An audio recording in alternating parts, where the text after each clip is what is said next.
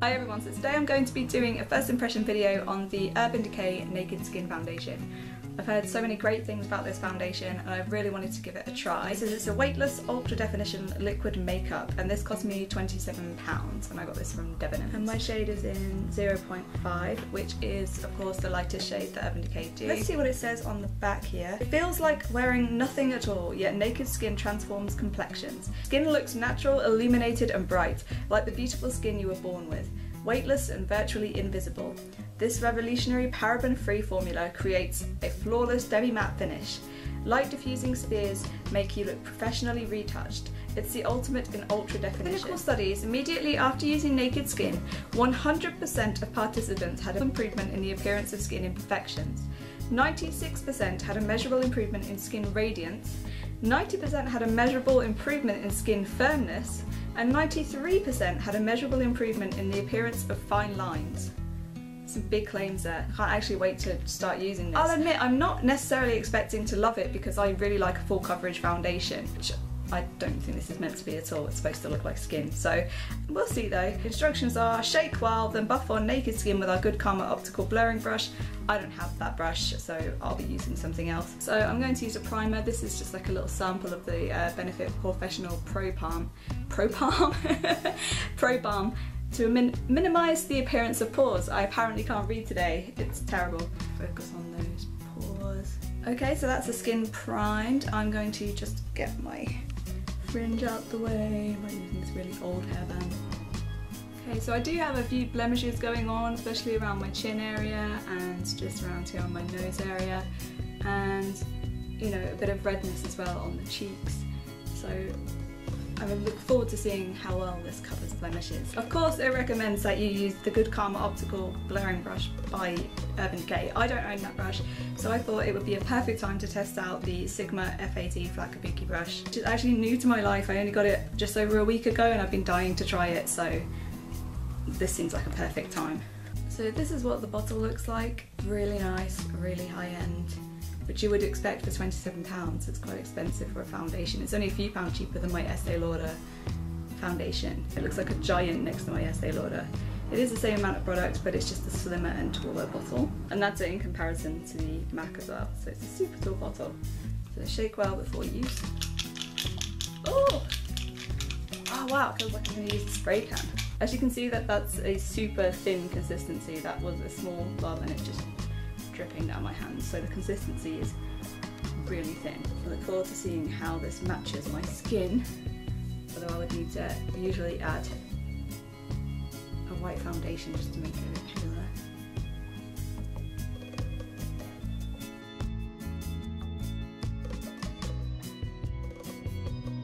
In other news, this Sigma brush is applying this product beautifully. It looks flawless. I'll do one side of my face and then we'll compare. Okay, so that's one side of my face, just with one thin layer. I'm actually really impressed. It gave me more coverage than I thought. My natural skin's still coming through. I mean, it says it's demi-matte, but it looks really dewy on my skin. This is the side of my face that I haven't done. So, as you can see, I have really dark under eye area. It's actually covered that really nicely. Now, I haven't taken this down my neck yet. My face is naturally darker than my neck anyway, so I always have to take foundation down. That's why it's such a pain to kind of match up. It's definitely a yellow tone foundation. You can see on my skin, which sometimes worries me because it can come across as orange if it oxidizes throughout the day. But I'll let you know how I get on with that as well.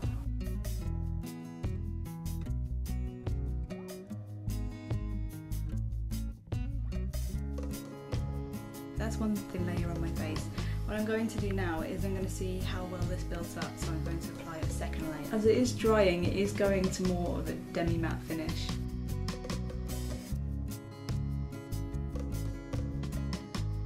A couple of things I've noticed about this foundation is it doesn't set too quickly, so you have quite a good amount of blending time. Unlike something like the Estee Lauder Double Wear, which just sets almost immediately. This gives you quite a good amount of time to get it blended. The second layer doesn't look cakey at all noticeably more yellow on my skin compared to my neck. I have taken it down my neck. I think you can definitely tell a difference, so I probably apply just a tiny bit of white foundation just to take some of that yellowness out of the foundation. I can still see some blemishes and some redness, but it's covered any redness that was on my cheeks, and it's actually covered my under eye area really well because that was super purple. It's still setting, but like I say, it looks really dewy at first. And it still has like a slight sheen to it once it's set down, so I definitely would say that Demi Matte is a really good description of this foundation. Let's look at some of the claims again. It says here 100% of participants had a measurable improvement in the appearance of skin imperfections. I would definitely agree that this has improved the appearance of my skin.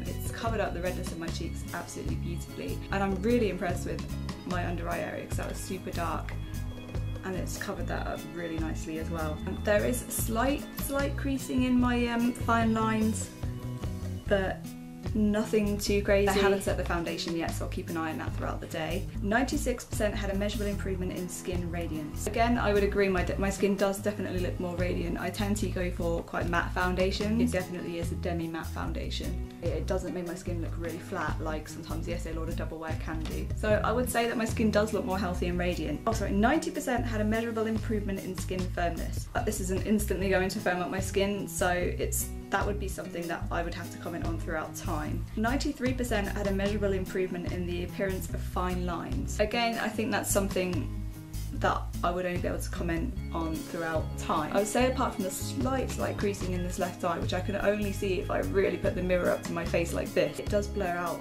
my fine lines really nicely. So I would say I definitely got 2 out of 4. I really wasn't expecting to like this as much as I do. I was a bit worried about the colour because Urban Decay foundations, whenever I've tried them, they tend to be way too dark for me. But as far as the colour goes with this foundation, it's great. I would probably put a tiny bit of white foundation in just to take out some of that yellowness, because I feel like it is quite noticeable even after blending it down my neck, because my neck is so pale and my face is a lot darker naturally. I'm going to just apply some concealer to the areas that need a little bit more help with the coverage. I'm using my new Sigma F86 tapered Kabuki brush because I heard Jacqueline Hill and Nikki Tutorial raving about how great this brush is with the MAC Pro Longwear concealer. Okay, I have to admit they have a point. This concealer applies beautifully with this brush. Turning into a multiple first impressions video. Okay, I'm now going to set my makeup with the Collection Sheer Loose Powder.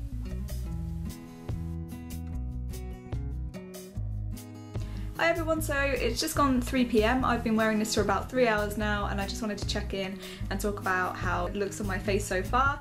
I have to say, so far I'm really impressed. Just looking in the mirror here, nothing has really budged or moved. It is a tiny bit shiny, but it is a very hot day. If I just went over with some powder, you know, that would kind of take the shine out of my face. So that's nothing I'm too worried about. It's not shiny and broken up or sliding down my face. It's actually managed to stay put. And if I just press my hands up quite firmly against my skin, it doesn't feel tacky. It feels very nice and set, and there's not really anything on my fingers. So that's also a really good plus point. The only issue I can see with this is that it still have that tiny bit of creasing under my eyes, and I feel like it is becoming more visible. I have put concealer on top of this, but usually with that concealer and foundation it doesn't tend to crease like that. So maybe next time I apply this, I'd probably avoid this general eye area here and just go into that with concealer, because the Pro Longwear concealer is really full coverage, so I know that it would do a good job covering it up anyway, and I can just blend that into the rest of my foundation. So again, that's not too much of a problem for me personally, but as far as the foundation goes, that's the only thing I have to complain about with it so far. Colour wise, I haven't really noticed it oxidising. It still looks slightly too dark for my neck, even though I've taken it down my neck. That's nothing that couldn't be sorted out with just a touch of white foundation. If it holds up this well throughout the day, then I've successfully managed to find another foundation to add to my collection. I won't speak too soon.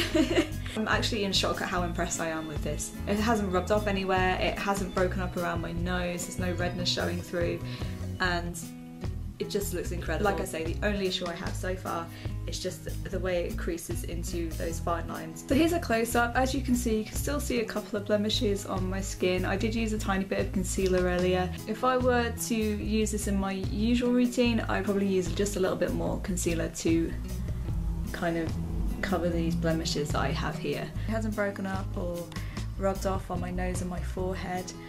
Ignore the black splotches, that's from this Benefit eyeliner that I'm currently reviewing.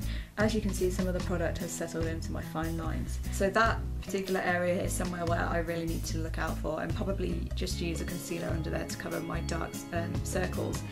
As far as covering them goes though, I'm really impressed because they were, at the beginning of this video, you could see there was some real darkness, especially in the corners of my eyes. And I will check back in later. Hey guys, so it is now 6:25.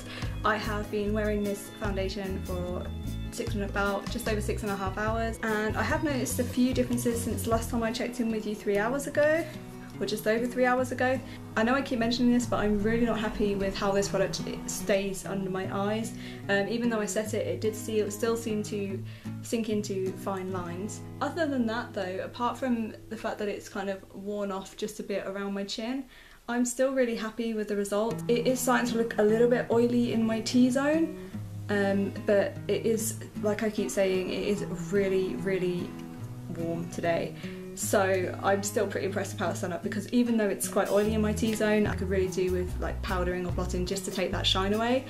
The foundation itself hasn't really moved anywhere, and it hasn't cracked around my nose, there's no dry flakiness, it hasn't stuck to any of my dry patches, which is a really good start, because I find a lot of foundations do. Overall, I do think this is a great foundation. I would definitely wear it again. It's not as long lasting as my it's not as long lasting as my Estee Lauder Double Wear, or even my MAC Studio Fix. Not in this kind of climate anyway. It's actually managed to stay, even though there's slightly red on the end of my nose, it's managed to stay quite well on my nose, because I don't know about you, but that's like the first place that foundation seems to wear off on me. So first impressions is definitely something I would consider repurchasing. I'll see how my skin reacts to it, whether I get any breakouts or anything like that. I mean, I know I have a few blemishes already, but I think it's just this weather, and I've just been a bit stressed lately, and I think I've got a slight cold as well, so my skin's all over the place at the moment. But you know, it's great, it's very lightweight, you don't really feel like you're wearing anything, it's not tacky, even though there's slight oiliness on my T-zone,